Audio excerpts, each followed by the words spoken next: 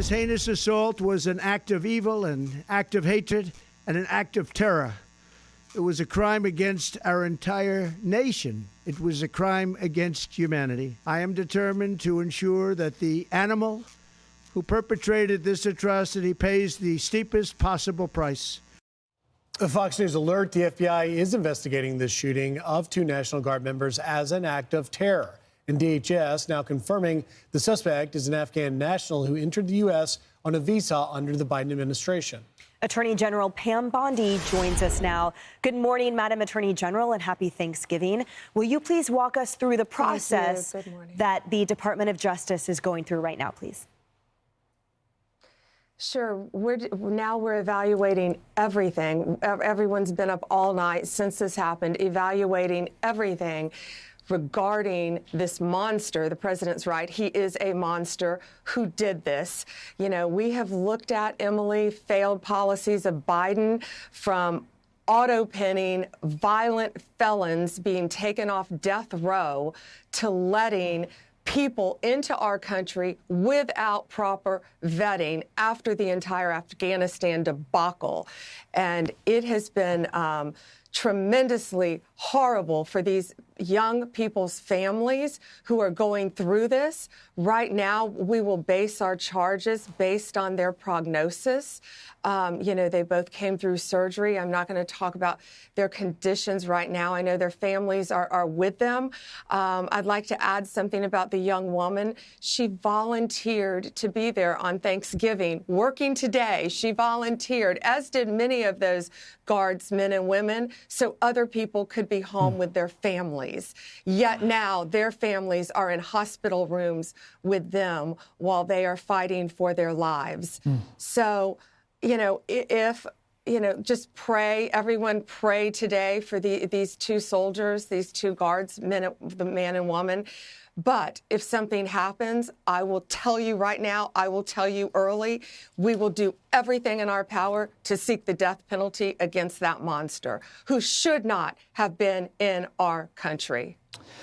AG Bondi, that is so well said as we pray for these 2 victims who are the best and brightest among us. But I want to follow up briefly on the charges. Based upon the facts as they stand now, what is the maximum that you could charge? I understand you would seek the death penalty as a sentence, but in terms of a charge, based upon the facts as they stand now, what is the maximum you could charge this individual with? Yeah, and Todd, we're waiting right now, of course, on the prognosis of the young man and woman who are in the hospital. So it's going to depend on what happens to them. Again, we're praying for a recovery for them, but worst case scenario, minimum life in prison with terrorism charges. And again, it's still a very active, open investigation about this guy coming into our country in 2021 under the Biden administration, of course, from Afghanistan. Very active. I can tell you my National Security Division is involved. Janine Pirro, Kash Patel directly are involved. And we're doing everything we can as fast as we can. ATF has been involved, analyzing the gun. They're moving at light speed to make sure justice is served, because these men and women out there on the streets every day are our heroes. I was in Memphis with them on Monday. We were serving them Thanksgiving dinner because they had all chosen to be with Memphis, to keep Memphis safe instead of being with their families. And all the men and women that you're seeing on the screen right now with the National Guard, they had made the same decision, along with Metro Police. President Trump and I were talking all day yesterday. Muriel Bowser called me right away. I've talked to Mayor Bowser multiple times, and the men and women of Metro PD jumped in last night to have the backs of our Guard members who have always had their backs. And yes, President Trump is bringing in 500 more National Guard troops because we will not be taken down by this. We will not be threatened. We will not be intimidated as a country. And we will look out for the great men and women of law enforcement. And it's not only our Guard out there, as you know. It's DEA, it's FBI, it's ATF, it's U.S. Marshals running the whole show. It's working hand in hand with with Homeland Security gnomes all of her HSI people. Scott Besson has Treasury officers out there even. And of course, Pete Hegseth has the lion's share with all those great men and women in the Guard. But we are working together, and we will not be deterred. President Trump will not be deterred. He gave us one mission: make America safe again. And that's what these men and women are doing. They are heroes. They are the best of the best. They are working so we can all go to church, so our kids can go to school, so we can celebrate Thanksgiving with our families. Yet this horrific tragedy happened right now, and these families are having Thanksgiving at the bedside of their children and their family members.